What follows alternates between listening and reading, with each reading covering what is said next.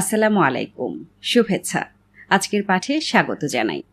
গত পাঠে আমি আপনাদের চন্দ্রবিন্দুর ব্যবহার সম্পর্কে জানিয়েছিলাম। এটি ব্যবহার না করলে কি কি ভুল হতে পারে সেই বিষয়ে আলোচনা করেছিলাম। বলেছিলাম একটি টাং টুইস্টারের কথা বলবো, যার মাধ্যমে চন্দ্রবিন্দুর উচ্চারণ আরও স্পষ্ট করা সম্ভব হবে। আসলে এটি টাং টুইস্টার নয়, এটি সুকুমার রায়ের এই বইটি থেকে একটি কবিতার কথা বলছিলাম আমি। সেটি হলো দাঁড়ের কবিতা।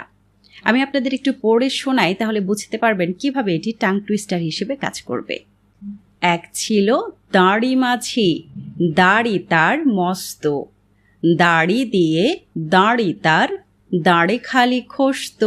সেই দাঁড়ে একদিন দাঁড় কাক দাঁড়ালো, কাকড়ার দাঁড়া দিয়ে দাড়ি তারে তাড়ালো।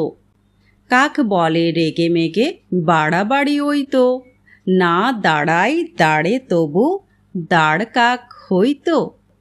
খুবই মজার একটি কবিতা। সব থেকে বড় কথা হচ্ছে এখানে এত চন্দ্রবিন্দুর ব্যবহার রয়েছে যে আপনি চন্দ্রবিন্দুর উচ্চারণ ঠিক করতে এর থেকে ভালো টাং টুইস্টার আর কিছুই হতে পারে না।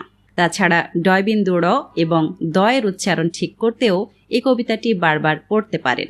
আশা করছি ভালোভাবে অনুশীলন করবেন এবং সুন্দরভাবে আত্মবিশ্বাসের সাথে উচ্চারণ করবেন।